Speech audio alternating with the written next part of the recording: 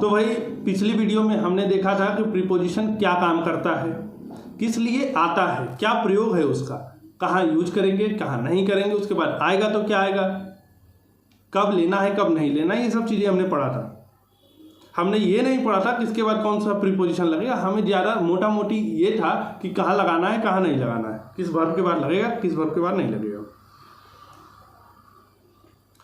अब हम लोग देखेंगे कि इस प्रीपोजिशन का यूज क्या है, कहाँ पे प्रयोग करेंगे प्रीपोजिशन का, ये सब चीज़ अब हम। मेरा नाम रामकृष्ण है भैया, 2018 से मिनिस्ट्री ऑफ कम्युनिकेशन में पीए के पद पर कार्यरत हूँ। ये है मेरा इंस्टाग्राम हैंडल, आप चाहें तो मुझे फॉलो कर सकते हैं, क्योंकि यहाँ पे चैनल के बारे में अपडेट आपको मिलते रहेंगे। भैया सबसे पहले चैनल को सब्सक्राइब करो, क्योंकि आप चैनल को सब्सक्राइब करोगे, आप चैनल को सपोर्ट करोगे तो आपको एक ऐसा कंटेंट मिलेगा जो एग्ज़ाम ओरिएंटेड होगा, कोई फालतू की बकवास नहीं होगी।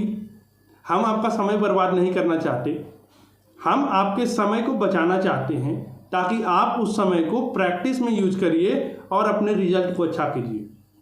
क्योंकि जितना ज़्यादा समय आप प्रैक्टिस पे देंगे, सीखने पे देंगे, वो ज़्यादा फायदा। हम मजाक नहीं करते, ठीक है, ऐसे बहुत करते हैं, लेकिन पढ़ाई के काम में कोई मजाक नहीं, क्योंकि असली पढ़ाई नीरस होती है दोस्त।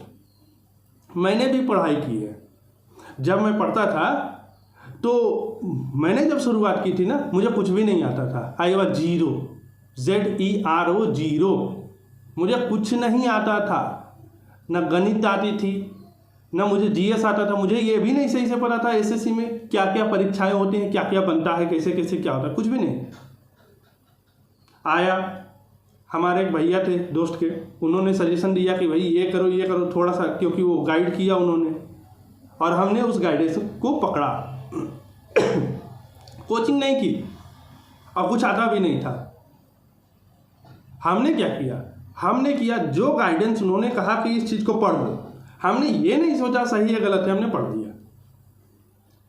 आज के लड़के क्या करते हैं, वहाँ अच्छा मिल रहा है वहाँ चले जाएंगे, वहाँ अच्छा मिल रहा है वहाँ चले। भैया मुझे किसी ने इंग्लिश नहीं पढ़ाई, मैंने बुक से पढ़ा है, सीखा है कि आखिर इस चीज़ को याद कैसे रखना है, क्या बोल के याद रखें।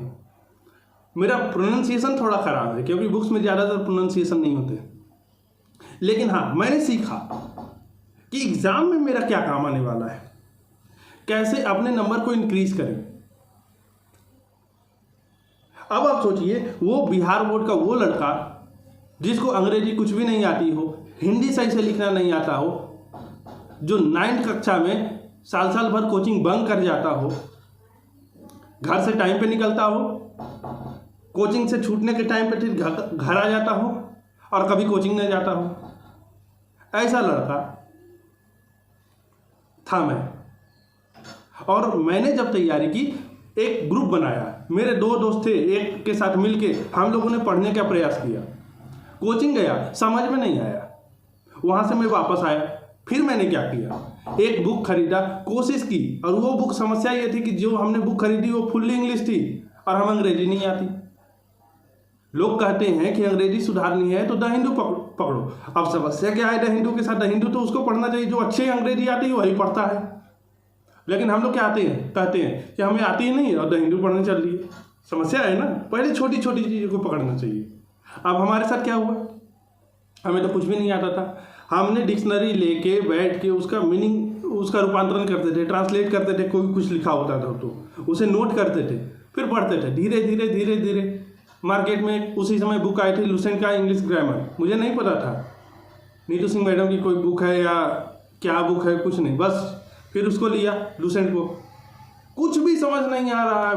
5 बार 10 बार 20 बार पढ़ा, 10th चैप्टर को मैंने 20 बार पढ़ा, तब जाकर उसके आंसर्स लगाए थे, क्योंकि समझ में नहीं आता था कोई पढ़ा, और मैं किसी से पढ़ना भी नहीं चाहता था, क्योंकि मुझे लगता था जो टीचर पढ़ा रहा है कहीं ना कहीं उसके पढ़ाने के तरीके सही नहीं है।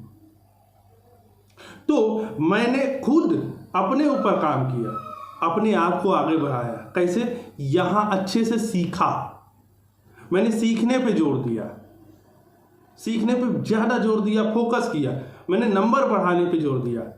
पता है 2016 के CGL में जब मैंने अपना पेपर देखा जो प्रिंट आउट आता है, तो 23 आउट ऑफ 25 क्लोज टेस्ट मेरे सही थे। कैसे?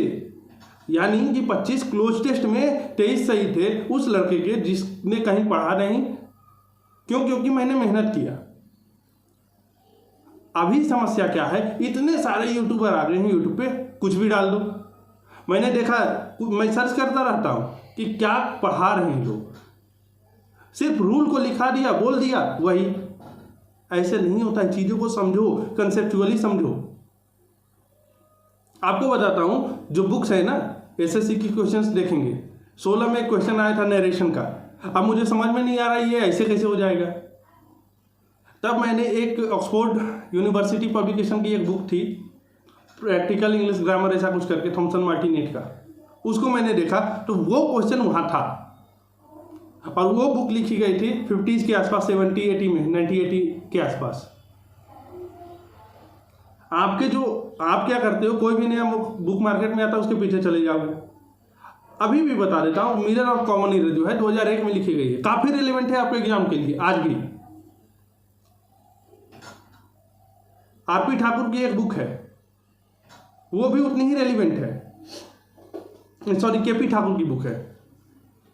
तो चीजों को ऐसा नहीं तुरंत परिवर्तित हो जाता है। हमें ये एक मार्केटिंग स्ट्रेटजी है जो आपको भ्रमित कर रही है। आप फोकस करें अपने पढ़ाई पे, आप फोकस करें सीखने पे, वरना भ्रमित होकर रह जाएंगे। आजकल मार्केट में ट्रेंड है हैवी क्वेश्चन, हार्ड क्वेश्चन बनाने का। भैया हल्का तो आता नहीं, हार्ड बनवा रहे हो। हार्ड के चक्कर में देख के हम डिमोटिवेट हो जा रहे हैं। हमें भी डिमोटिवेट किया था पहली बार जब मैंने क्या किया। मोटिवेशन कैसे आती है, पहली बार मैंने एक एग्जाम दिया, वो एग्जाम मैंने दिया था CHSL का, फेल कर गया। डिमोटिवेट नहीं हुआ था मैं। फिर मैंने क्या किया, स्टेनो का फॉर्म आया, स्टेनोग्राफी नहीं आती थी, मैंने भर दिया। लेकिन 3 महीने के अंतर में मैंने काफ़ी कुछ सीख लिया था, मैं उसमें पास हो गया। जितने पासिंग मार्क्स थे स्टेनोग्राफर के लिए, उससे 25-30 नंबर मेरे ज़्यादा था। मैं खुश था, आई वॉज हैप्पी। तो एक भैया ने कहा इससे क्या हो जाएगा, आगे बढ़ जाओगे, तुम लोग से SSC नहीं होगा। हमने कहा पता नहीं आप क्यों ऐसा बोल रहे, लेकिन मैं आपको गारंटी देता हूँ मेरा होगा। मेरा हुआ, उनका नहीं हुआ। तो इस चीज़ पे फोकस करो, सीखने पे धैर्य रखना सीखो और जल्दीबाजी में न रखो। धैर्य रखोगे तो बहुत आगे जाओगे। SSC में एक मूल मंत्र याद रखना, मेहनत करो, धैर्य रखो। तुरंत एकदम बिल्कुल बेचैन नहीं हो जाना कि आज नहीं हुआ तो बिल्कुल होगा ही नहीं। धैर्य रखो, समय का सदुपयोग करो, क्योंकि एक बार समय की कमी हो गई तो समस्या आएगी। समय का सदुपयोग करना सीखो। तो चलता हूँ आगे। भैया चैनल को सब्सक्राइब करो। सॉरी मैं ज़्यादा बोलता नहीं, फिर भी सॉरी आपसे। चैनल को सब्सक्राइब करो, ज्वाइन करो इसे, हमें आगे बढ़ाओ। हम आपके लिए अच्छा कंटेंट लाते रहेंगे, एग्जाम ओरिएंटेड, जो आपके लिए सही में फ़ायदेमंद हो, जो आपको सिखा दे कि अंग्रेजी पढ़नी कैसे, आंसर कैसे लगाना है। बहुत सारी चीज़ें बताएंगे। अभी तो आपको जो सीरीज चल रहा है उसमें कंसेप्ट है, फिर प्रैक्टिस सीरीज भी ले आएंगे, थोड़ी सी प्रैक्टिस करवाएंगे। ऐसा नहीं कि मैं हज़ार क्वेश्चन कराता रहूँगा, जो ज़रूरी चीज़ें हैं मुझसे समझाता रहूँगा, अच्छे से कराता रहूँगा। भैया फिलहाल तो इस लेक्चर का PDF चाहिए तो आप ज्वाइन करो हमारे टेलीग्राम चैनल एग्जामटोपिया को। लिंक जो है डिस्क्रिप्शन में दिया हुआ होगा, ठीक है। आराम से ज्वाइन करो। और टाइम टू टाइम आपके लिए जो कोर्सेज आएंगी उनके PDFs भी होंगे। जैसे अगर मैंने वोकैबुलरी की कोर्स लाई तो PPT थोड़ी दूंगा, इसका PDF थोड़ी दूंगा, वो स्पेशल PDF बना के दे दूंगा। 2-4 रुपये 5 रुपये लगेंगे, 2-3 पेज होंगे, प्रिंट करवा लो, याद कर लेना। तो वो चीज़ जो याद करने के लिए जो PDF बनाए जाएंगे स्पेशली आज से महीने दिन बाद, वो आपके लिए बहुत बेनिफिशियल होंगे, उनको जरूर पढ़िएगा। अगर मैंने दिया है कुछ तो उसे पूरी तरह से रख लेना। जब मैं पढ़ाता था ऑफलाइन, मैंने 1000 वर्ड्स दिए थे। मेरे स्टूडेंट्स ने जितने भी एग्जाम दिए 90% वो लड़े थे। क्यों? उसने ये नहीं कहा 1000 वर्ड में क्या होगा सर, पूरा बुक दे दीजिए। उसने आंख बंद करके रख लिया। अब रख लिया तो आज भी रेलिवेंट है। वर्ड्स थोड़ी बदल जाते हैं। हाँ, अब आते हैं दोस्तों, ज़्यादा बातें हो गई हैं भैया। इस चैप्टर में हम लोग देखने वाले हैं क्या डिफरेंस होते हैं दो प्रीपोजिशंस के बीच, उनका अर्थ क्या होता है। इन और एट का एक अर्थ होता है में या पर। इन और एट का एक अर्थ होता है में या पर। इनका प्रयोग करते हैं बड़ी जगहों के पहले, जैसे बड़े शहर हो गए, किसी राज्य का नाम हो गया, कोई देश हो गया, या कंटिनेंट मतलब महादेश या महाद्वीप कहते हैं ना, महाद्वीप। जैसे कंटिनेंट का मतलब Asia, Europe, Australia, Africa, America, ये सब कंटिनेंट्स है। कंट्री का मतलब जैसे इंडिया, देश। स्टेट का मतलब जैसे बिहार, यूपी। बिग सिटीज़ का मतलब बड़े शहर, जैसे मैं बोलूँ दिल्ली, मुंबई, ये सब बड़े शहर हैं। तो उनके पहले हम लोग इनका प्रयोग करेंगे, इसका अर्थ होगा में। अब एट का प्रयोग करते हैं छोटी शहरों के पहले। छोटे कोई शहर हो गए, जैसे गया, छोटे छोटे शहर जो हैं, गाँव के नाम के पहले करेंगे। और कोई एड्रेस है, एड्रेस के नाम के पहले ऐड करेंगे, गांव के नाम के पहले ऐड करेंगे, छोटे शहरों के नाम के पहले ऐड करेंगे। इसका अर्थ होता है में। ठीक है, अब देखिए, ही लिव्स इन दिल्ली होगा या एट दिल्ली, वह दिल्ली में रहता है। दिल्ली बड़ा शहर है तो इसलिए हम क्या प्रयोग करेंगे, इनका। सी वॉज बोर्न, खाली स्थान बिहार, खाली स्थान गया, यानी उसका जन्म गया में, कहाँ, बिहार में हुआ था, गया बिहार में।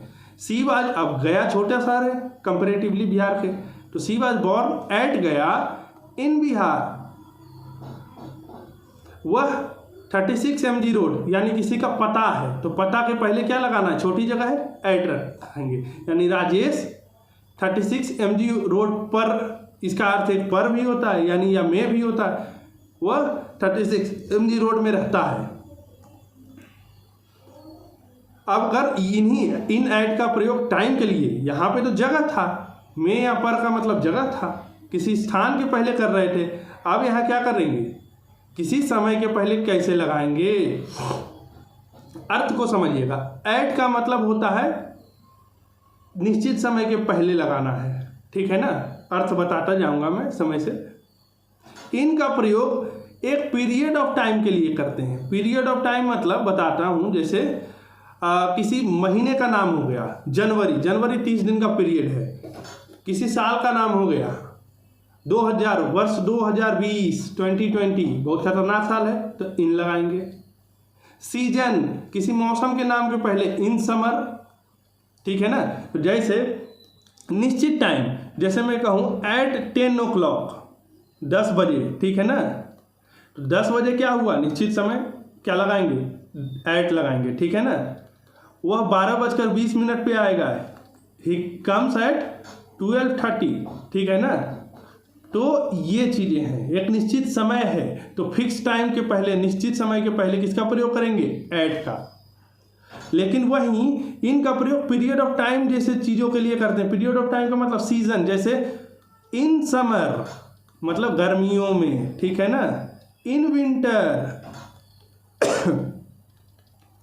मतलब ठंड के मौसम में, जैसे इन 1995 1995, इन 1947 मतलब 1947 में, तो इन के साथ 1947 मंथ के साथ भी प्रयोग करते हैं। इन जनवरी, जनवरी के साथ ऑन नहीं लगाना, इन जनवरी, इन मार्च, इन सब चीज़ों के साथ प्रयोग करते हैं इनका।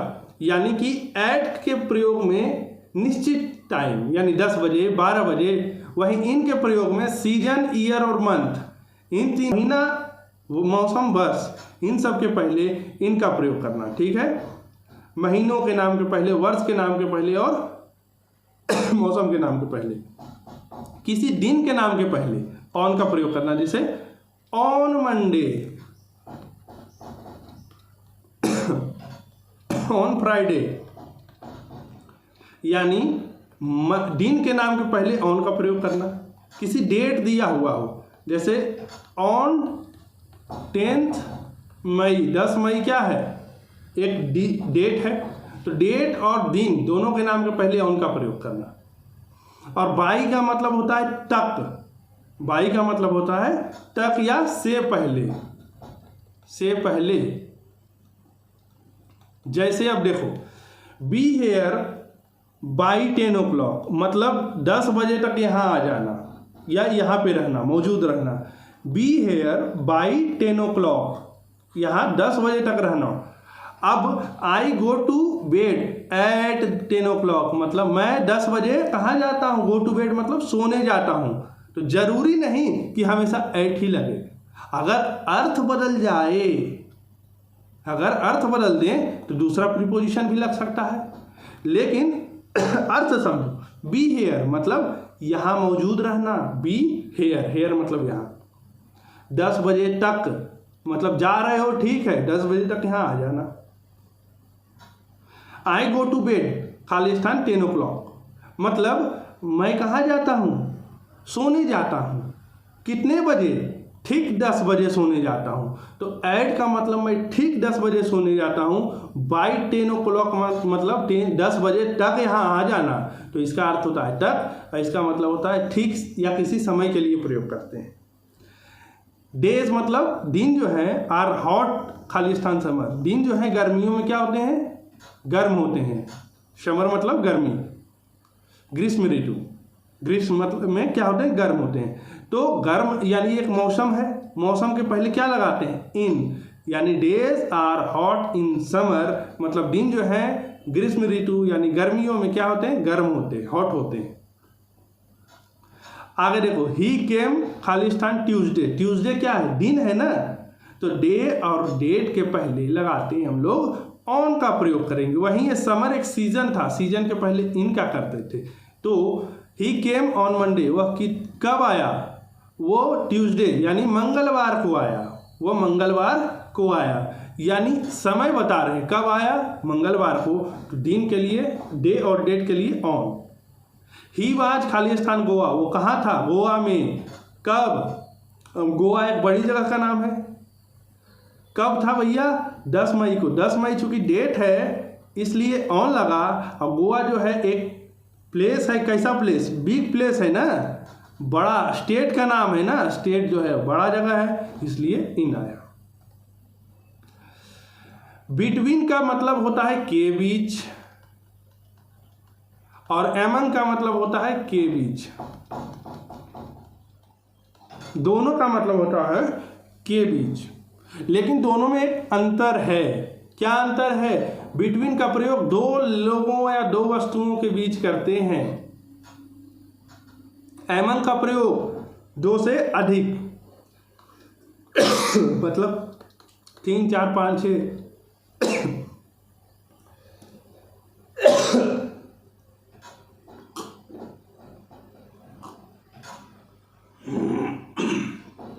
एमंग का प्रयोग 2 से अधिक के बीच करते हैं, ठीक है।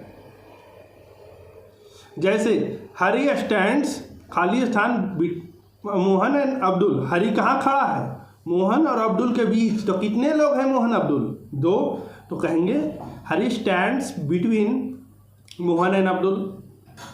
अब देखो, डिवाइड दिस मैंगो, इस आम को कितने बच्चों में बांट दो, 4 बच्चे, 4 मतलब 2 से ज़्यादा, यानी इस आम को 4 बच्चों के बीच या 4 बच्चों में बांट दो। तो के बीच के अर्थ में यहाँ पे होगा एमंग। क्यों होगा भाई, क्योंकि यहाँ 4 लोग हैं, यहाँ पे क्या है 2। अगर 2 के बीच की बात हो रही हो, बिटवीन 2 से अधिक में एमंग। इन की बात करें, इन का मतलब होता है अंदर या में, इनका मतलब होता है इनसाइड यानी अंदर या में। इनटू मतलब है अंदर या में। लेकिन कोई वस्तु अगर स्थिर हो, उसमें गति ना हो, तो इन का प्रयोग करेंगे। अगर कोई वस्तु गति के साथ अंदर जा रहा हो तो इनटू का। जैसे मिस्टर प्रसाद घर में हैं, mister Prasad is the house यानी इन द हाउस, घर में है, क्योंकि यहाँ कोई मोशन नहीं दिख रहा है। लेकिन मिस्टर प्रसाद वेंट मतलब जाना, कहाँ गए, घर में गए। तो घर में गए, जा रहे हैं ना, जाता कब है आदमी, जब चलता है तब तो जाता है, या बैठे बैठे चला जाता है। जब चलता है तो जाता है, तो उसमें मोशन है, और मोशन मतलब गति। यानी कि जब मिस्टर प्रसाद घर में जा रहे हैं तो उनमें क्या है, गति है, तो इनटू द हाउस होगा, क्यों, मोशन में है ना। लेकिन मिस्टर प्रसाद घर में बैठे हैं, ऐसे ही हैं, इज इन द हाउस, मतलब बैठे हैं, रेस्ट हैं, तो अंदर। मिस्टर प्रसाद घर के अंदर हैं या घर में हैं, तो इन। मिस्टर प्रसाद घर में गए मतलब चलते हुए, तो इनटू। अब देखो, देयर इज अ कॉइन, खाली स्थान बॉक्स, एक सिक्का है, कहाँ है, बक्से में है, तो इन द बॉक्स या इन बॉक्स होना चाहिए, क्यों, सिक्का स्थिर है। लेकिन ए बॉय जम्प्ड, खाली स्थान द रिवर, एक लड़का नदी में कूद गया। जब एक बहती हुई नदी में एक लड़का जो है कूदेगा, तो कूद रहा है मतलब उसमें मोशन है, मतलब गति है। कूदना मतलब कूदेगा कैसे, ऊपर से कहीं नीचे आया तो उसमें गति होगी ना भाई, तो गति है, तो जंप इनटू द रिवर, मतलब लड़का जो है नदी में कूद गया, मतलब उसमें गति आ गई। सिक्का जो है बक्से में है, मतलब स्थिर है। मिस्टर प्रसाद जो है घर के अंदर गए, गति में है, जाना, लेकिन ऐसे ही बैठे हैं, तो इन द हाउस। सिंस का मतलब होता है से, और फोर का मतलब भी होता है से। दोनों का प्रयोग परफेक्ट टेंस में, परफेक्ट में करते हैं। कैसे टाइप में, परफेक्ट, अरे यार, दोनों का प्रयोग परफेक्ट में करते हैं। परफेक्ट का मतलब क्या होता है, इसका मतलब होता है हैव फॉर्म प्लस V3 या have plus been plus V3, यानी दोनों का प्रयोग परफेक्ट, चाहे प्रेजेंट का परफेक्ट हो, पास्ट हो, फ्यूचर हो, किसी का भी परफेक्ट टेंस हो, या परफेक्ट कंटिन्यूअस, यानी सिंस और फोर का प्रयोग परफेक्ट में करते हैं। ये मैंने 10th चैप्टर में बताया है। और दोनों का मतलब क्या है, से या से, ठीक है, ऐसा होता है। लेकिन सिंस का प्रयोग पॉइंट ऑफ टाइम करते हैं, यानी वो समय जो एक शुरुआत का समय हो, शुरुआत का समय पता हो कि कितने बजे या किस दिन, तो 6 बजे से कोई काम शुरुआत हुआ है, यानी शुरुआत होने का समय पता चला गया। सोमवार से शुरुआत हुई, शुरुआत होने का दिन पता चला। मान लो कोई चीज़ जनवरी से शुरू हुई, यानी शुरुआत होने का महीना पता चला। कोई चीज़ 1996 से शुरू हुई, शुरुआत होने का साल है। यानी ये सारे के सारे आप ध्यान देखेंगे तो ये सारे के सारे क्या है, एक नाम है, एक समय का नाम है 6 बजे, एक दिन का नाम है, एक महीने का और एक साल का।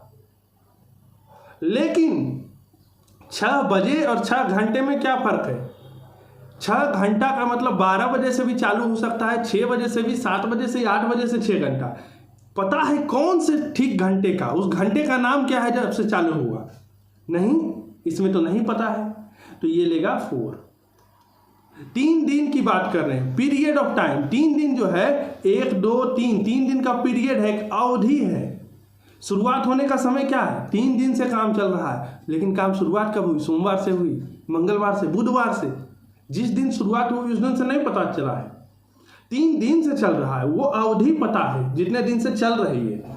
किस दिन से चली वो नहीं पता है। तो जब वो किस दिन से या किस साल से या किस घंटे से काम हुआ, कितने बजे से काम हुआ, वो खास समय का नाम ना पता चले, तो वो पीरियड ऑफ टाइम कहलाएगा, कितना लेगा, 4। लेकिन अगर उसका नाम पता हो कि काम 6 बजे से, मंडे से, जनवरी से, 96 से चल रहा है, तो वो लेगा सिंस। ध्यान से देखो, ही हैज़ बीन हेयर, वह यहाँ है, कब से है भैया, 1897 से है। तो वो साल का नाम पता है कब से, हाँ 1897, तो ये होगा सिंस। वो यहाँ है या रह रहा है, कुछ भी है, कब से, 5 सालों से। तो कौन से, 2000 से 5 साल लें या 2015 से 5 साल, कब से, शुरुआत होने का साल बताओ, वो नहीं पता, 5 साल है लगभग। अब 2014 है कि 15 है ये नहीं पता, उस साल का नाम नहीं पता जब से शुरू हुआ, उस महीने का नाम नहीं पता जब से शुरू हुआ, उस दिन का नाम नहीं पता, उस समय का नाम नहीं पता है। तो जब नाम पता हो तो सिंस, और नहीं पता चले तो सिर्फ ड्यूरेशन हो, अवधि, 5 घंटा, 6 घंटा, 5 साल, इसको अवधि बोलते हैं। तो ऐसे में 4, यानी वह 6 साल से यहाँ पे है।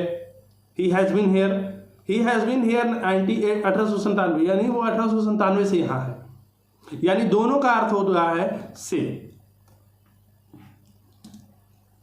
फ्रॉम या सिंस, देखो फ्रॉम का मतलब होता है से, और इस समय और दूरी दोनों के लिए आता है। लेकिन फ्रॉम और टू का मतलब होता है से और तक। फ्रॉम और टू का मतलब होता है से और तक। ये भी टाइम और डिस्टेंस दोनों के लिए प्रयोग होता है। सिंस का प्रयोग भी से होता है, लेकिन फ्यूचर टेंस में नहीं करते हैं, ये ध्यान रखना। ये देखो ध्यान से, वो कब से काम कर रहा है, 1897 से, 5 घंटों से, ये सारे प्रेजेंट के वाक्य हैं। लेकिन फ्यूचर टेंस की बात आ जाए, यानी कहाँ फ्यूचर का मतलब क्या, शैल या विल का प्रयोग हो, तो वहाँ पे सेंटेंस में सिंस का प्रयोग पॉइंट ऑफ टाइम के लिए नहीं करेंगे। सिंस का प्रयोग पॉइंट ऑफ टाइम के लिए नहीं करेंगे, तो किसका करेंगे, तो इसको काट के फ्रॉम का प्रयोग करते हैं। ये हम बताएंगे अभी, फिर भी ध्यान दो। जैसे फ्रॉम का मतलब होता है से, समय दूरी दोनों के लिए। फ्रॉम के बाद अगर कोई आएगा तो क्या आएगा, सिर्फ और सिर्फ टू आता है। फ्रॉम के बाद हमेशा क्या आता है, टू आता है। इसका अर्थ होता है से और तक। ये भी समय और दूरी दोनों के लिए प्रयोग होगा। सिंस का मतलब पॉइंट ऑफ टाइम के लिए आएगा, किसके प्रयोग में, से होता है इसका अर्थ, लेकिन कहाँ, फ्यूचर में नहीं। अगर फ्यूचर में करना हो, फ्यूचर में करना हो तो क्या करेंगे, फ्रॉम का प्रयोग करेंगे। कब, फ्यूचर में। किस चीज के लिए, पॉइंट ऑफ टाइम के लिए। समझो, दे वेंट फ्रॉम दिल्ली खाली स्थान बॉम्बे, वो दिल्ली से कहाँ गया, बम्बई गया। यानी से के अर्थ में दिल्ली टू बॉम्बे, तो फ्रॉम के बाद क्या आता है, टू आता है। ये मतलब वो दिल्ली से बॉम्बे तक गया या दिल्ली से बॉम्बे गया, तो कहाँ है भाई, they went from Delhi to Bombay. अब देखो, ही हैज़ बीन हेयर खाली स्थान मंडे, वह सोमवार से यहाँ है, सोमवार से यहाँ है, तो ये प्रेजेंट टाइम है ना, तो प्रेजेंट टाइम में क्या करेंगे, सिंस का प्रयोग करेंगे। लेकिन ही विल बी मतलब होगा, विल बी का मतलब होगा, कब से यहाँ होगा, मंडे से। यानी विल का मतलब आने वाला समय, फ्यूचर टाइम, तो वह आने वाले फ्यूचर टाइम से होगा। और मंडे चूंकि एक समय का नाम है ना, यानी पॉइंट ऑफ टाइम कहलाएगा, पॉइंट ऑफ टाइम। अब पॉइंट ऑफ टाइम प्रेजेंट में था, पास्ट में था, तो सिंस लगेगा। फ्यूचर में सिंस नहीं लगाएंगे। अगर he will be here since Monday कर दें तो गलत हो जाएगा। तो सही क्या होगा, सही इसकी जगह होगा he will be here from Monday, वह सोमवार से यहां रहेगा। समझा। अब कहोगे सर आपने ये फ्रॉम बता दिया कि फ्रॉम से टू, या फ्रॉम जो है दूरी बता रहा है, समय वाला एग्जाम्पल तो दिया नहीं। जैसे I shall work here from 10 PM to 11 PM, मैं यहाँ 10 बजे से लेकर 11 बजे तक कार्य करूंगा, मतलब फ्रॉम टू। समझे। अब देखो, टू का प्रयोग तो भैया अभी बताए, समय और कोई जगह दोनों, दूरी जगह दोनों के लिए किया जाता है। जैसे we are going to Patna, हम लोग कहाँ जा रहे हैं, पटना। अब डिफरेंस देखना, टू का प्रयोग, टू का मतलब कहाँ जा रहे हैं, we are going to Patna, यानी वो दिखा रहा है कि पटना जो है उसका डेस्टिनेशन है, दिशा। ये दिशा किसकी तरफ जा रहा है, पटना की तरफ, यानी दिशा भी है। कहाँ जा रहा है, जिस डेस्टिनेशन मतलब लक्ष्य, वो कहाँ जा रहा है, पटना जा रहा है। यानी किसी स्थान के पहले टू का प्रयोग भी करते हैं। कब, ये लक्ष्य बताता है। आगे, सी वॉक्ड खाली स्थान विंडो, वो कहाँ गई, चल के। वह कहाँ पे गई, चल के, खिड़की के पास, यानी खिड़की के पास गई, यानी टू विंडो। एक जगह के लिए किसका प्रयोग करते हैं, टाइम और प्लेस दोनों के लिए टू का करते हैं। समय के लिए भी टू। जैसे ही वर्क्स फ्रॉम 8 to 9, वह कितने बजे से 8 से 9 तक काम किया, 8 से 9 तक काम किया, यानी कि 8 से 9 मतलब समय की बात हो रही है, तो ये क्या हो गया, टू का प्रयोग किए। यहां देखो, she walk to the window, कहाँ गया, खिड़की पे, एक जगह है, तो टू। ही we are going to Patna, हम लोग पटना जा रहे हैं, एक जगह है, तो टू, यानी टू का प्रयोग समय और दूरी के लिए दोनों के लिए किया जाता है। लेकिन till I stead to 10 o'clock गलत हो जाएगा। क्यों गलत हो जाएगा, इसका आंसर अभी देते हैं। देखो, टू का प्रयोग फाइनल टाइम के लिए नहीं किया जाता। फाइनल टाइम मतलब कोई काम किया आपने, मतलब अतीत में, पास्ट टाइम में कोई काम किया, वो काम आपका 10 बजे तक चला, यानी 10 बजे वो काम खत्म हो गया, तो वो क्या कहलाएगा, फाइनल टाइम कहलाएगा। ठीक है, तो फाइनल टाइम के लिए टू का प्रयोग करना है तो फ्रॉम के साथ ही करेंगे, फ्रॉम के बिना नहीं करेंगे। जैसे देखो ध्यान से, ही वर्क फ्रॉम 8 से 9, वो 8 बजे से 9 बजे तक काम करता है, यानी 9 बजे समाप्त हो गया काम। समझना, 9 बजे काम क्या हो गया, समाप्त हो गया। तो ये क्या हो गया, फाइनल टाइम हो गया ना काम होने का, फाइनल टाइम यानी या लास्ट टाइम। ठीक है ना, अंतिम समय जो जब तक काम चला, तो ये किसके साथ आएगा, फ्रॉम के साथ तो आएगा। लेकिन ही स्टडीड टू 10 o'clock मतलब 10 बजे तक पढ़ा, तो तक के सेंस में टू टिल अंतिम का अर्थ होता है तक भी होता है, इतने बजे तक, तो समय के अर्थ में तक होता है। तो स्टडी टू 10 o'clock गलत हो जाएगा। क्यों, 10 बजे तक पढ़ा, 10 बजे पढ़ाई समाप्त हो गई। इस अर्थ में, तक के अर्थ में बिना फ्रॉम के अकेला टू नहीं आएगा, बिना फ्रॉम का अकेला टू नहीं आएगा। तो क्या करेंगे, तो इसका उपाय क्या है कि अगर फाइनल टाइम के लिए फ्रॉम के साथ ही करना है, और फ्रॉम के बिना तो कर ही नहीं सकते टू का प्रयोग, अगर फ्रॉम के बिना करना है तो क्या लगाएंगे, टिल, यानी यहाँ पे वह 10 बजे तक पढ़ा है, टिल 10 o'clock करेंगे, मतलब 10 बजे उसकी पढ़ाई समाप्त हो गई, क्योंकि पास्ट है ना भैया, स्टडीड टिल, यानी आई स्टडीड टिल 10 o'clock मतलब मैं 10 बजे तक पढ़ा था। जैसे let us work till 8 PM, हमें 8 बजे तक काम करना चाहिए। ठीक है, एक ये हो गया। Let us work from 8 PM भी कर सकते हैं, 8 बजे से काम करना चाहिए। दोनों के अर्थ को समझना, अगर हम टिल कर दें यानी काम चल रहा है, 8 बजे वो क्या हो गया, समाप्त हो गया, यानी हमें क्या, लेटस मतलब हमें करना चाहिए, क्या करना चाहिए, वर्क। लेटस का मतलब हमें करना चाहिए, लेटस वर्क हमें कार्य करना चाहिए। कितने बजे तक, 8 बजे तक, क्योंकि ये काम समाप्त हो गया, और चूंकि फ्रॉम नहीं आया है तो क्या करेंगे, टिल देंगे। लेकिन हम कहें कि 8 बजे से काम, 8 बजे से चालू करेंगे, तो अब तो ये लास्ट टाइम नहीं है, तब तो ये क्या हो जाएगा, तो लेटस वर्क फ्रॉम यानी 8 बजे से काम करना चाहिए। ठीक है, पूरे लेक्चर को ध्यान से सुनना।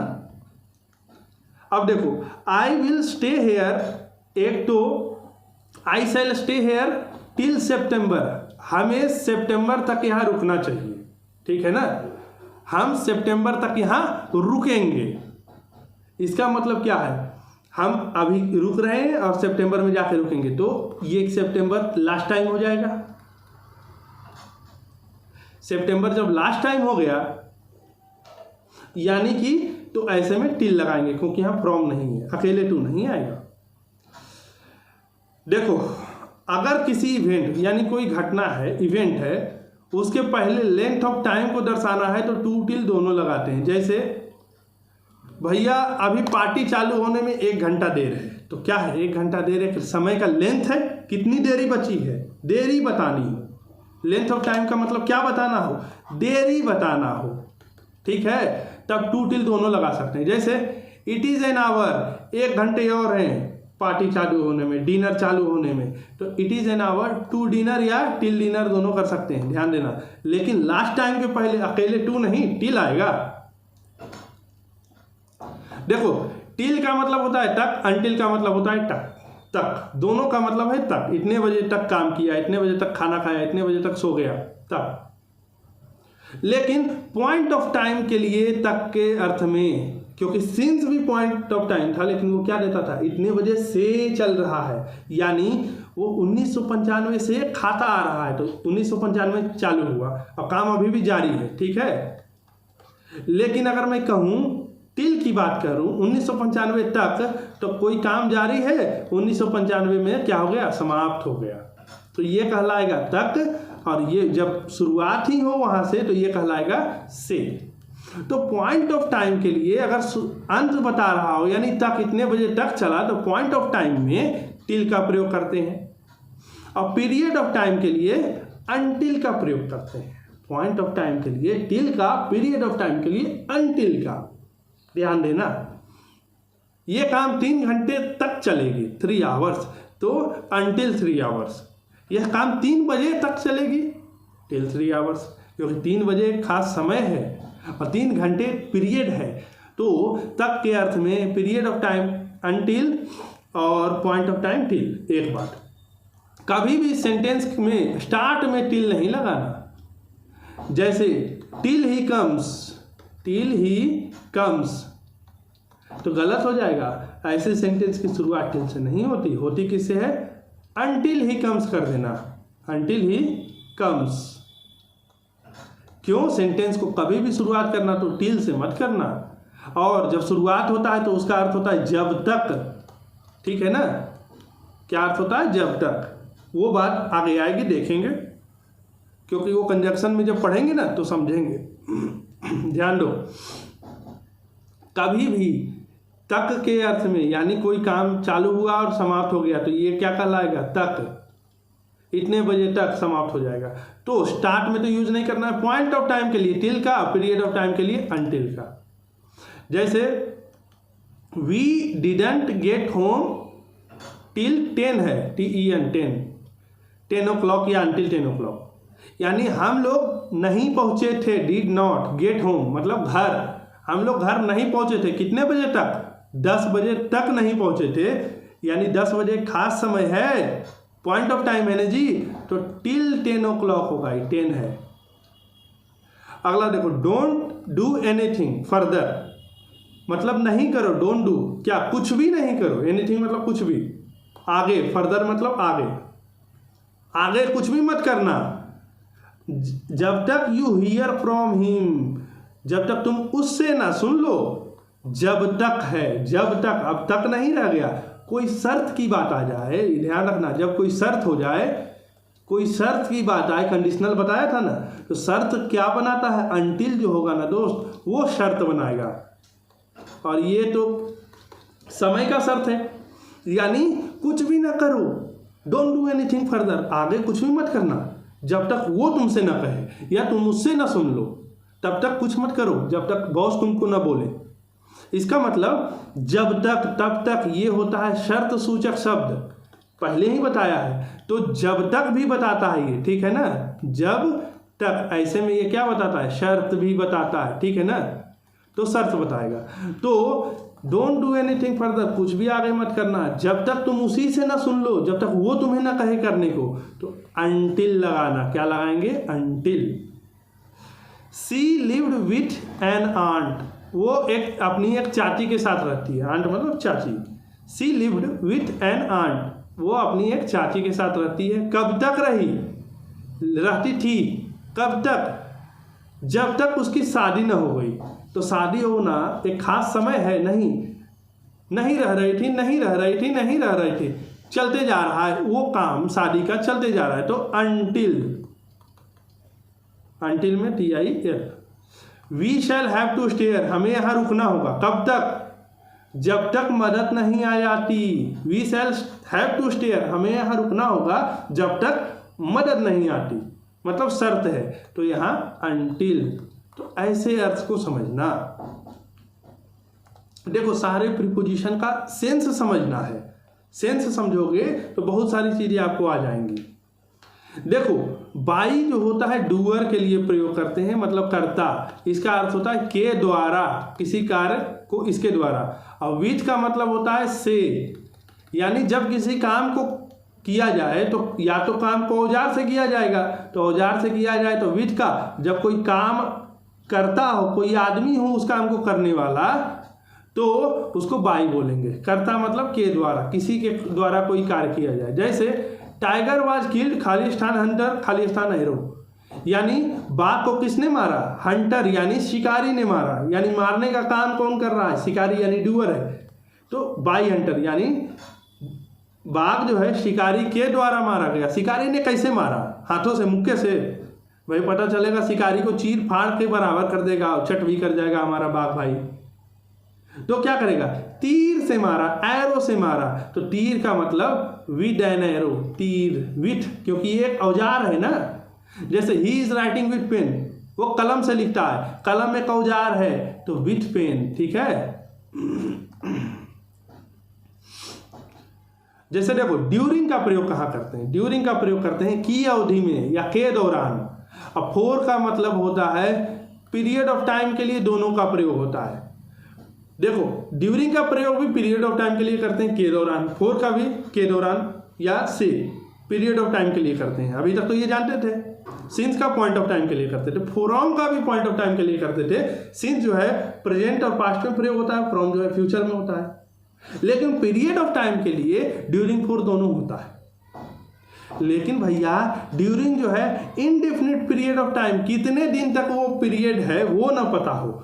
जब डिफिनिट हो तो फोर लगाओगे, जब इनडेफिनिट हो तो ड्यूरिंग लगाना। जब तुम्हें पता है नहीं वो पीरियड कितने दिनों का है ड्यूरिंग, जब तुम्हें पता चल जाए वो पीरियड कितने दिनों का है तो फोर। दो एग्जाम्पल लो। जैसे डे वेंट टू लंदन, वो 2 महीने के लिए लंदन गया, ठीक है। अब प्राइस मतलब दाम बढ़ गए कि क्या, चीज़ों के दाम क्या हो जाता है, शूट अप, मतलब बढ़ गए। कब, युद्ध के दौरान। अब देखो युद्ध के समय के दौरान जो है, युद्ध की अवधि में जब युद्ध होता है ना तो वस्तुओं के दाम बढ़ जाते हैं, क्योंकि सामान जो बाहर से आता है वो बंद हो जाता है, लोग घेराबंदी कर देते हैं, देश की सामान ही नहीं आने देते। तो युद्ध के दौरान क्या हो गया, दाम बढ़ गए। एक, वो 2 महीनों के लिए लंदन गया। 2, तो जो 2 महीना है वो एक पीरियड ऑफ टाइम है, 2 मंथ। किस महीने गया ये तो नहीं पता है, वो जनवरी में गया, वो पॉइंट ऑफ टाइम है, लेकिन वो 2 महीनों के लिए गया लंदन, 2 महीनों के लिए, यानी पीरियड ऑफ टाइम। लेकिन पता है ना वो पीरियड कितने समय का है, हाँ। लेकिन चीज़ों के दाम बढ़ गए, कब, युद्ध में, युद्ध के दौरान, युद्ध के समय चल रहा है। युद्ध मतलब कोई काम हो रहा है, चलता जा रहा है, चलता जा रहा है। लेकिन जब पता नहीं है कितने दिनों तक, इनडिफिनिट है, कितना दिन, उस लेंथ पता है इस कार्य का नहीं ना, तो इनडिफिनिट। और यहाँ कितने दिनों तक, 2 महीने, यानी डिफिनिट। तो डिफिनिट के लिए लगाते 4, इनडिफिनिट के लिए ड्यूरिंग। यानी वो लोग लंदन गए कितने, 2 महीनों के लिए, तो 4 के लिए अर्थ सुनते जाना। द प्राइसेज ऑफ थिंग्स मतलब चीज़ों के दाम शूट अप, बढ़ गए। ड्यूरिंग द वार के दौरान, युद्ध के दौरान, क्योंकि ड्यूरिंग द वार कितने समय का है ये तो नहीं पता ना। अब देखो अराउंड टाइम के लिए प्रयोग होता है, अबाउट भी टाइम के लिए प्रयोग होता है, और थ्रू आउट भी टाइम के लिए। तीनों का प्रयोग टाइम के लिए कर सकते हैं, जगह के लिए भी कर सकते हैं, और बाकी चीज़ों में होता है। लेकिन हम बता रहे हैं टाइम का प्रयोग करेंगे तो क्या गड़बड़ी होगी। अराउंड का मतलब होता है के लगभग, आगे भी हो सकता है और पीछे भी। यानी अराउंड 10 o'clock अगर मैं कहूँ, अराउंड 10 o'clock का मतलब क्या होगा, 10:01 भी हो सकता है, 10:59 भी हो सकता है, यानी 9:59 भी होगा। तो 10 बजे यानी 1 मिनट आगे पीछे भी हो सकता है। अबाउट का मतलब है कि 9:59 तो हो जाएगा। देखो वह 10 बजे के लगभग आया, 10 बजे के लगभग, यानी अबाउट 10 o'clock अगर मैं कहूँ, इसका अर्थ क्या होता है, इसका अर्थ होता है 9:59 हो जाएगा, लेकिन 10 न बजेगा। इसका मतलब है 9:58 रहेगा, 10 न बजेगा। यानी आगे नहीं जा सकता है। अबाउट का मतलब उससे आगे नहीं, उससे पहले ही आ गया था। अराउंड का मतलब हाँ यार उसके आसपास आया था, 10 बजे के आसपास, मतलब 10:10 हो रहा होगा, नहीं तो 9:50 हो रहा होगा। लेकिन अगर मैं कहूँ अबाउट 10 o'clock, नहीं 10 से आगे नहीं, 10 से पहले ही आ गया था, थोड़ा सा पहले आया था, तो हुआ अबाउट। थ्रू आउट का मतलब लगातार। अब देखो जैसे लगातार का मतलब सारी रात हो, सारी होगा या भर होगा, सारी या भर, कैसे,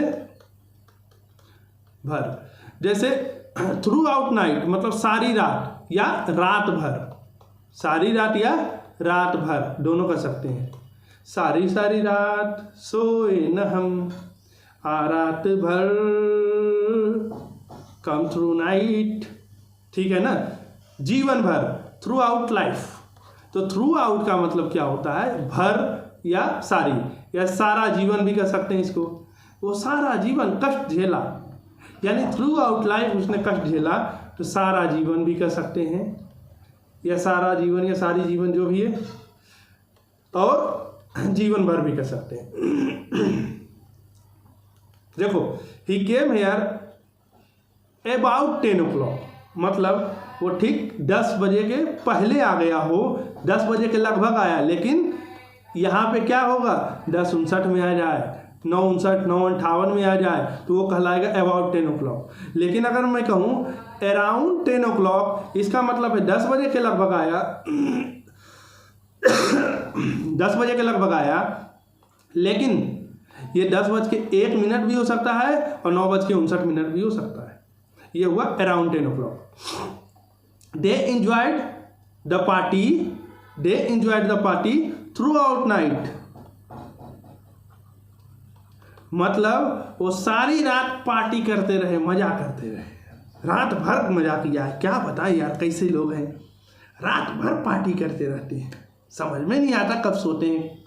तो उल्लू कहीं के, उल्लू नहीं सोता ना। तो ये चीज़ें जो है थ्रू आउट के मतलब होता है कि कोई काम जो लगातार चल रहा हो, रात भर लगातार चलते रहे, जीवन भर कोई कष्ट झेल रहा हो, लगातार झेल रहा हो, तो भर या सारी या सारा जो भी लगाएंगे। अब देखो, इन का मतलब होता है में, विदिन का मतलब होता है के अंदर या में। जैसे आई शैल बी बैक, मैं वापस आऊंगा, अगेन दोबारा वापस आऊंगा। इन अ ईयर मतलब 1 साल में मैं वापस आ जाऊंगा। I shall be back within a year, मैं 1 साल में वापस आ जाऊंगा। दोनों के अर्थ में फर्क है। क्या फर्क है? फर्क ये है, अगर मैं 1 साल में वापस आऊंगा, इन अ ईयर मतलब ये पूरा साल, अगर मैं वर्ष 2000 में आ जाऊंगा या 1 साल में, तो 365 दिन समाप्त हो जाएंगे ना। 1 साल मतलब कितना दिन, 365। तो 365 दिन जब समाप्त हो जाएंगे उसके बाद आऊंगा, मतलब 1 साल में आऊंगा। मतलब अर्थ क्या दे रहा है, 365 दिन समाप्त हो जाएंगे, पूरा साल खत्म हो जाएगा, तब मैं आऊंगा। I shall be back in a year मतलब मैं 1 साल में आ जाऊंगा, मतलब पहले इंतजार करो, साल समाप्त तो होने दो तब। और I shall be back within a year मतलब 364 दिन हो सकता है, 363 होगा, 362 दिन में आ जाऊंगा, लेकिन 365 नहीं होने दूंगा भाई, साल नहीं लगने दूंगा। उससे पहले दे दूं तो दे दूं, साल नहीं लगेगा। यानी विद इन का मतलब भी में, इन मतलब भी में, लेकिन किसी अवधि के समाप्त होने से पहले ही कोई काम हो जाए तो विद इन, और उसके बाद हो समाप्त हो जाए फिर तो इन। बिसाइड का मतलब होता है के बगल में, और बिसाइड्स मतलब होता है के अलावे। जैसे गो एंड सिट बिसाइड हरी, ओहो, गो एंड सिट बिसाइड हरी मतलब जाओ और हरी के बगल में बैठ जाओ तो बिसाइड हरी। जैसे देयर वेयर 5 बॉयज मतलब वहाँ 5 लड़के थे। क्या, बिसाइड्स हरी मतलब हरी के अलावे वहाँ पे 5 लड़के थे, BESIDES। वहाँ हरी के अलावे 5 और लड़के थे, तो के अलावे का अर्थ हो तो बिसाइड्स, और के बगल में तो बिसाइड। इन ऑन टू, इन का मतलब होता है अंदर, ऑन का मतलब होता है पर, टू मतलब होता है के बाहर। जैसे एक बॉर्डर है हमारा, ये इंडियन बॉर्डर है, जैसे इंडिया का देखोगे मैप, ठीक है ना, जैसे तो ये जो रेंज है ये हिमालय यहाँ पे बसा हुआ, ये हमारा, ये हुआ इंटर पार्ट, ये हमारा मान लो कि एक हमारा क्या है, बॉर्डर है, ठीक है, ये हमारा जो है बॉर्डर है, ठीक है। अब ये बॉर्डर हो गया, और हमारा जो है ये हमारा हिमालय है, हिमालय के है, थोड़ा इधर है थोड़ा उधर है, यानी बॉर्डर जो है हिमालय के बीच से गुजरती है। और यहाँ पे हमारा तिब्बत है, तिब्बत जो है, तिब्बत का पठार बाहर है, और हिमाचल प्रदेश क्या है, बॉर्डर के अंदर है, यहाँ पे जो है हिमाचल है। अब देखो हिमाचल अंदर है, तो मैं कहूँगा Himachal Pradesh is in the north of India, मतलब भारत के उत्तर में है। देखो हिमाचल प्रदेश भारत के उत्तर में है, ठीक है, उत्तर में है इस साइड में, लेकिन क्या भैया उत्तर में होने की वजह से वो क्या है, बॉर्डर के अंदर ही है ना, हिमाचल अंदर में है, यानी बॉर्डर के अंदर है, इसलिए इन लगाएंगे, ठीक है। अगर यही बॉर्डर के ठीक बॉर्डर पे होता है। तो बॉर्डर पे है कौन? हिमालय का पहाड़ भरा हुआ है पूरे बॉर्डर पे। तो the Himalayas is only north of India. कहाँ पे? भारत का उत्तर में हिमालय है ना, लेकिन कहाँ पे? वो बॉर्डर पर है, थोड़ा उधर भी है थोड़ा इधर भी है। बॉर्डर जो है हिमालय से होकर गुजरती है, बॉर्डर पर ही हिमालय है। तो ऑन यानी सीमा पर कोई चीज हो, लेकिन तिब्बत क्या है? हमारी सीमा के आगे है। तो Tibet is to the north of India, मतलब तिब्बत जो है हमारी सीमा के बाहर है। बिफोर का मतलब होता है के पहले, और विद इन का मतलब भी होता है के पहले, लेकिन फर्क है। अभी मैंने बताया था इन और विद इन, मतलब कोई चीज समाप्त हो जाए उससे पहले आ जाऊंगा, समाप्ति से पहले तो विद इन, और समाप्त हो जाए उसके बाद तो इन, ठीक है। लेकिन बिफोर का प्रयोग पॉइंट ऑफ टाइम के लिए करेंगे और विद इन का के पहले, दोनों समाप्त होने से पहले, यानी किसी अवधि की समाप्ति से पहले, यानी कोई अवधि समाप्त होने से पहले आना हो, ठीक है। लेकिन वो अवधि अगर पीरियड है तो विद इन लगाएंगे, वो अवधि एक पॉइंट ऑफ टाइम है तो बिफोर लगाएंगे। मतलब मैं 10 बजे से पहले आ जाऊंगा, I shall be here before 10 o'clock। लेकिन मैं कहूँ I shall be here within 10 hours, मतलब मैं 10 घंटे के पहले आ जाऊंगा, के पहले। लेकिन 10 घंटा कितने बजे पता है? पॉइंट ऑफ टाइम नहीं, पीरियड ऑफ टाइम है। पॉइंट ऑफ टाइम क्या है? 10 o'clock, तो यहां बिफोर लगाएंगे। अब देखेंगे इन का प्रयोग और एमंग का प्रयोग। इन का मतलब होता है के बीच भी प्रयोग होता है, के बीच के रूप में कर सकते हैं। एमंग का भी होता है के बीच। लेकिन अब एक से ज्यादा था, सॉरी 2 से ज्यादा था तो एमंग लगाते थे, और 2 था तो बिटवीन लगाते थे।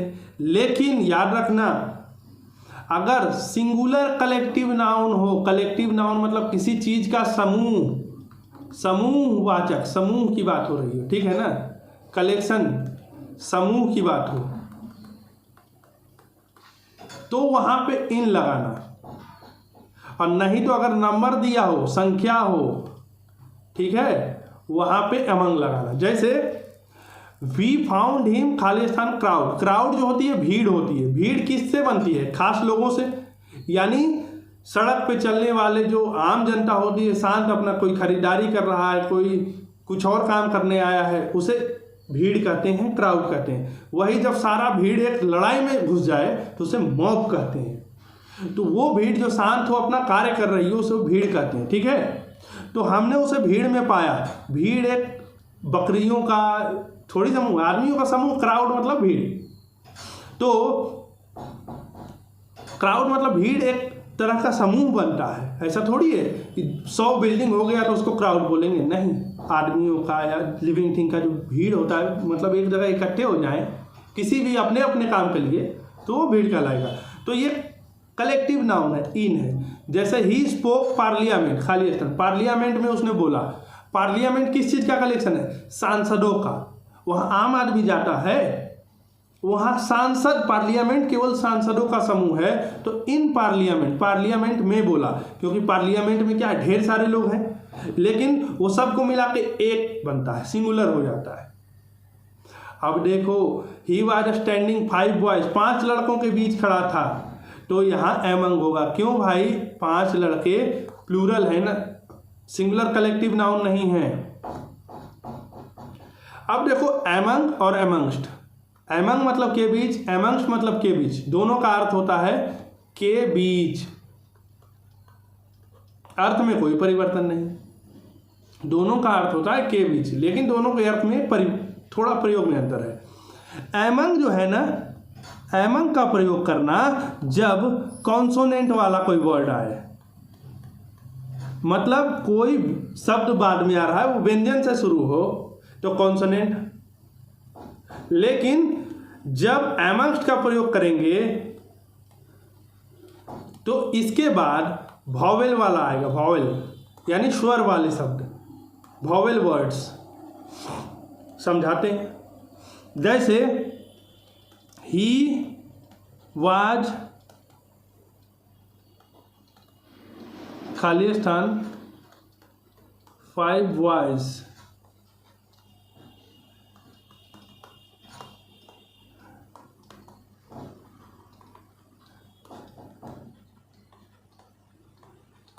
जैसे वो हाथियों के बीच खड़ा था, एक प्लूरल है, सिंगुलर कलेक्टिव नाउन तो है नहीं। और वो कहाँ खड़ा था? वो 5 लड़कों के बीच खड़ा था। वो हाथियों के बीच खड़ा था, वो 5 लड़कों के बीच खड़ा था। दोनों में फर्क क्या है?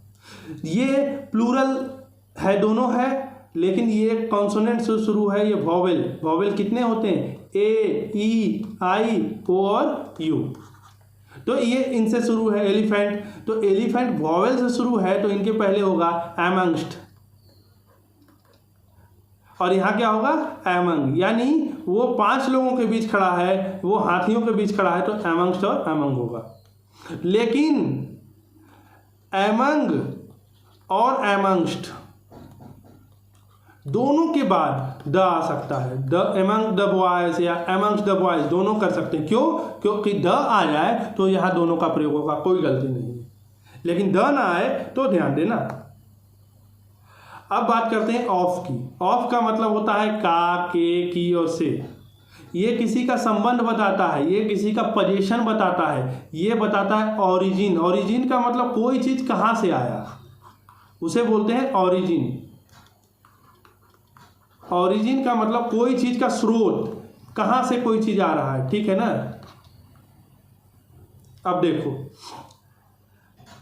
यह चेयर किससे बना है? लकड़ी से बना है। This chair is made of would, यानी बता रहा है रिलेशन। क्या बता रहा है? बनने का जो मटेरियल है उसका। I have 3 books of mathematics, मेरे पास 3 किताबें हैं। किसकी? यानी किताबों के विषय की जानकारी दे रहा है, रिलेट कर रहा है।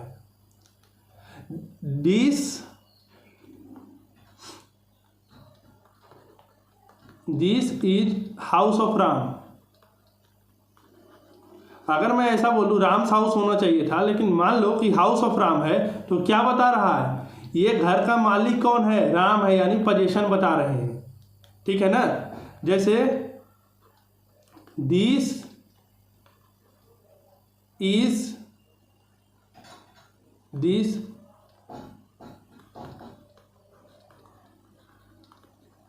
This man is of China, यह कहाँ का आदमी है? चाइना का, यानी क्या बता रहा है? ओरिजिन का बता रहा है। यानी ऐसे भी कर सकते हैं, या तो ऐसा चाहें कि मोबाइल्स ऑफ चाइना,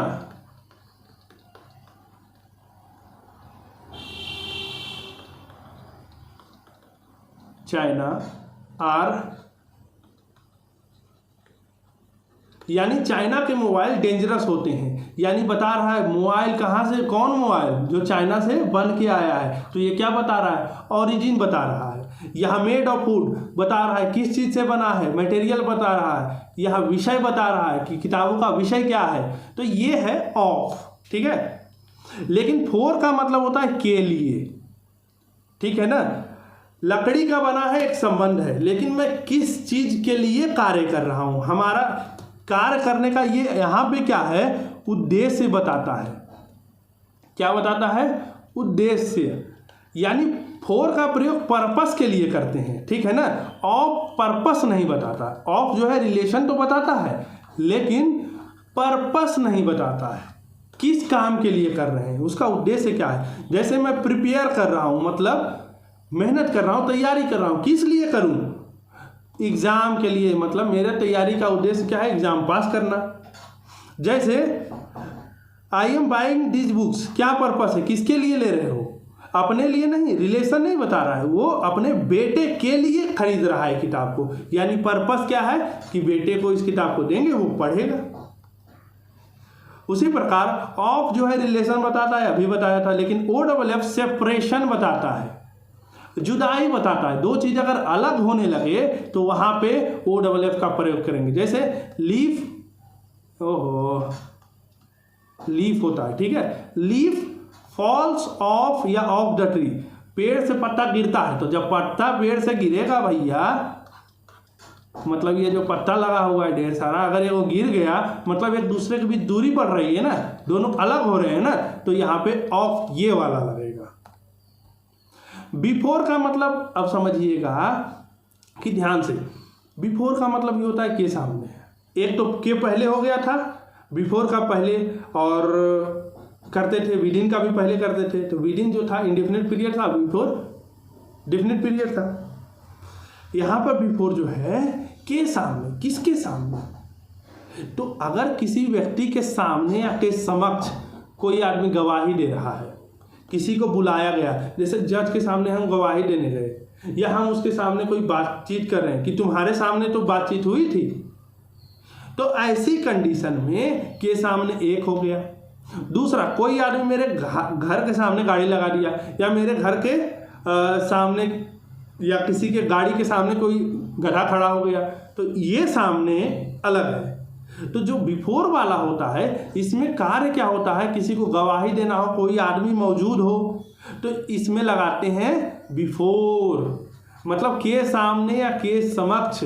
और इन फ्रंट ऑफ मतलब के सामने, जैसे किसी के घर के सामने कोई गाड़ी लगा दे, तो सुशील कुमार अपीयर्ड, कोर्ट है, कोर्ट के सामने मौजूद हुए, कोर्ट के सामने गए, तो क्या करेंगे, गवाही देंगे, या कोर्ट उनसे कुछ पूछेगा, तो अपीयर्ड बिफोर द कोर्ट, मतलब कोर्ट के सामने गवाही के लिए मौजूद हुए, प्रस्तुत हुए। Sushil Kumar parked his car, खाली का स्थान कहाँ, गेट के सामने पार्क कर दिया, तो इन फ्रंट ऑफ गेट। अब सुशील कुमार में किसकी बात कर रहा हूँ जी, रेसलर की, ओलंपिक मेडलिस्ट जो है, छत्रसाल स्टेडियम के कार पार्किंग में झगड़ा हुआ था, जहाँ पे उन्होंने अपने एक साथी, झगड़े में उनके एक साथी की मृत्यु हो गई, और वो सुशील कुमार कहाँ जाना पड़ा, कोर्ट के सामने जाना पड़ा। तो ये अपीयर हुए और अपनी गाड़ी कहाँ पार्क की होगी, छत्रसाल स्टेडियम के गेट के सामने, तो इन फ्रंट ऑफ। निर्जीव के सामने कोई चीज़ खड़ा करना, इन फ्रंट ऑफ, और कोई गवाही देना, कोई वार्तालाप होना, वो होता है इन फ्रंट ऑफ और बिफोर। अब आती है बात अक्रॉस की और थ्रू की। अक्रॉस का मतलब होता है एक ओर से दूसरी ओर जाना, ठीक है। जैसे I swam across the river, मैंने नदी को तैर के पार कर लिया, यानी एक किनारे से दूसरा किनारा चला गया। दूसरा मीनिंग होता है दूसरा ओर। मान लो एक आदमी सड़क के इस किनारे खड़ा है और वो इस पार कर जाए, तो अक्रॉस द रोड, या तो दूसरा आदमी इधर खड़ा है तो वो भी अक्रॉस द रोड। जैसे I swam across the river, मतलब मैंने नदी को पार कर लिया, तैर गया, यानी कि क्या किया, एक ओर से दूसरा ओर गए, नदी पार करते हुए जो था। दूसरा, my friend is waiting across the road, मेरा दोस्त अगर मैं यहाँ खड़ा हूँ तो दोस्त कहाँ खड़ा है, दूसरी ओर, तो कहेंगे मेरा दोस्त दूसरी ओर वेट कर रहा है, मेरा सड़क के दूसरी ओर, सड़क के दूसरी ओर या विपरीत ओर। मैं इधर हूँ तो ठीक उल्टा दिशा में, विपरीत ओर, तो यहाँ कहेंगे अक्रॉस।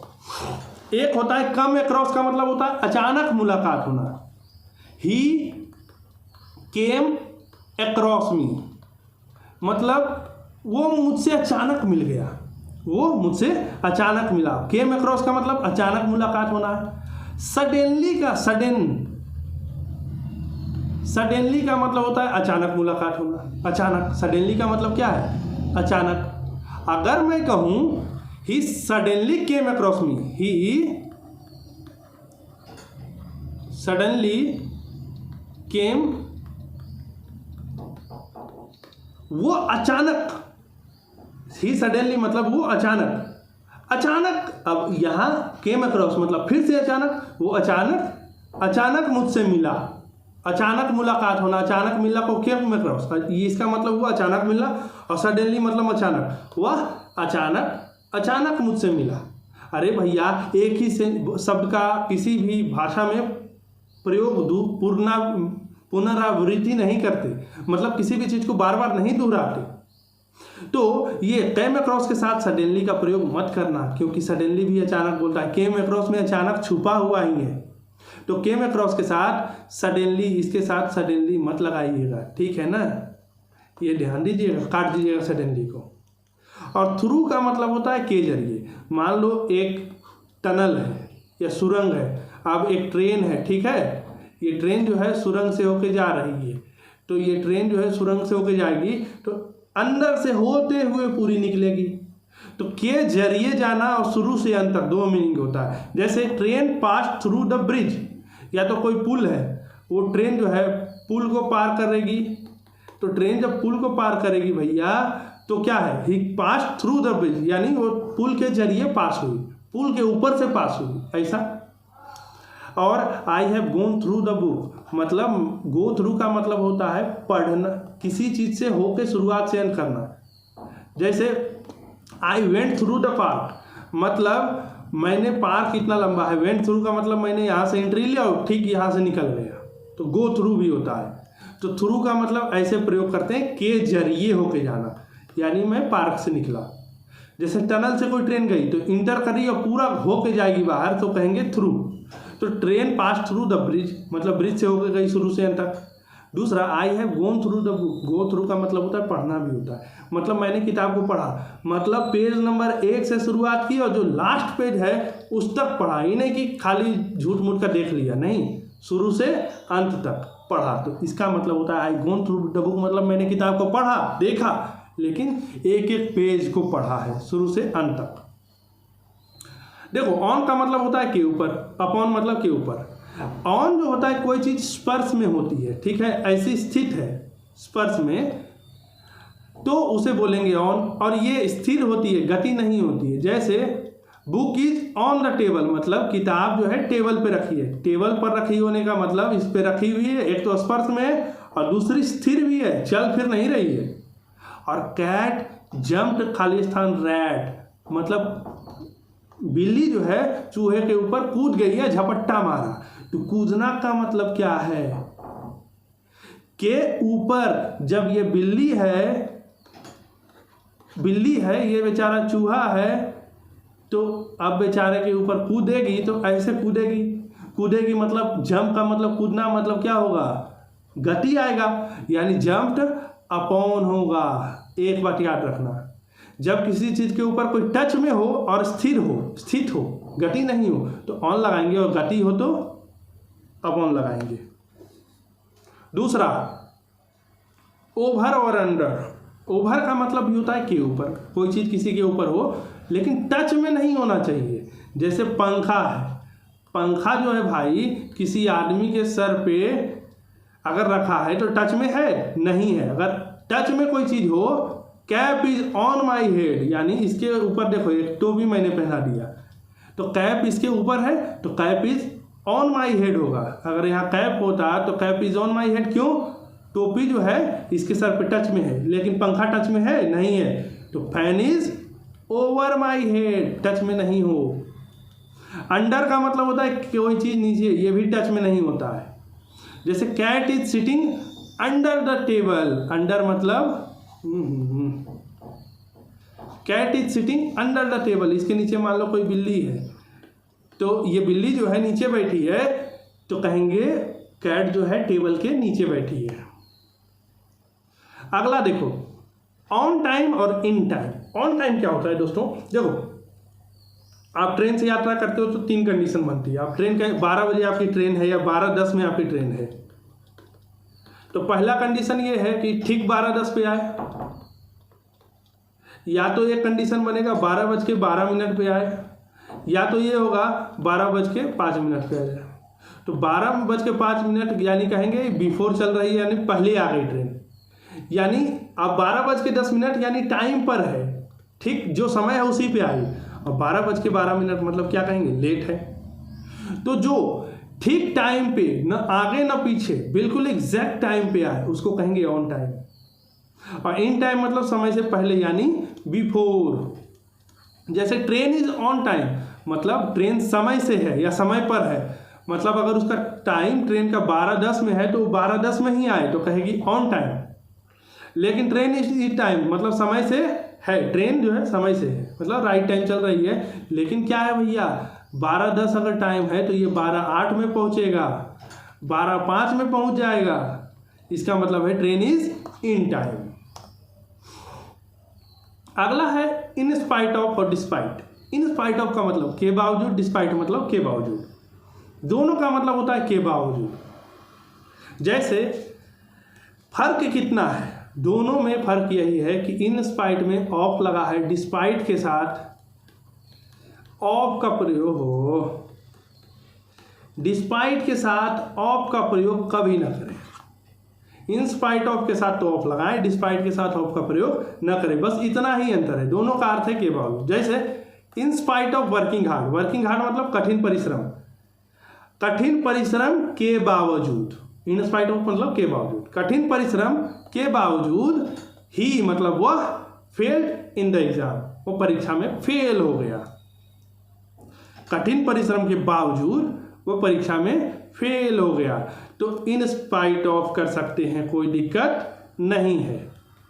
लेकिन डिस्पाइट वर्किंग हार्ड मतलब इसका मतलब ही होगा कठिन परिश्रम, वर्किंग हार्ड और डिस्पाइट मतलब कठिन परिश्रम के बावजूद he failed in the exam, वो परीक्षा में फेल हो गया। दोनों सही है, लेकिन फर्क इतना है इन स्पाइट ऑफ लेता है, डिस्पाइट ऑफ नहीं लेता है। देखो भाई, ये तो बता दिया। वीडियो पसंद आया हो तो वीडियो को लाइक कीजिए, शेयर कीजिए, चैनल को सब्सक्राइब कीजिए, अपने दोस्तों को बताइए चैनल के बारे में अगर वीडियो अच्छा लग रहा हो तो। सपोर्ट करो भाई, सपोर्ट तो करना ही पड़ेगा। चैनल आगे बढ़ाओगे कितना दिन अगर आप सपोर्ट नहीं करते हो, अगर मान लो रिस्पॉन्स नहीं आता है तो मुझे तो लगेगा भैया लोग सोचते हैं सीखना नहीं चाहते, तो मैं चैनल बंद कर दूंगा। तो इसलिए सपोर्ट करो, आगे बढ़ाओ हमें, ठीक है। आगे बढ़ाओगे तभी आपके लिए अच्छे अच्छे कंटेंट, सही चीज़ ला पाऊंगा, चीज़ों को समझ पाओगे, इतने अच्छे अच्छे कंटेंट ला पाऊंगा। सपोर्ट करो।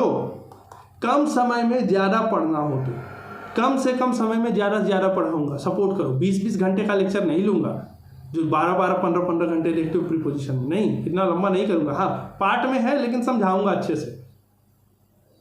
चैनल को सब्सक्राइब करो, वीडियो पसंद आता है लाइक करो, ठोको, कमेंट भी करो जो आपको दिक्कत आ रही हो, सर ये थोड़ा और अच्छा से कीजिए, इसको स्लो कीजिए, इसको फास्ट कीजिए, जो आपको लगे कमेंट में लिखो। भाई आप हमारे दोस्त हो, हमने भी आपका ही जीवन गुजारा है, फिर मैं यहाँ आपको पढ़ा रहा हूँ। चैनल को अगर आपको ये PDF चाहिए जो है इस वीडियो का, तो आप जो है एग्जामटोपिया टेलीग्राम चैनल है उसको सब्सक्राइब करो। करने के लिए वही उपाय है, पढ़ो, मेहनत करो, खुश रहो।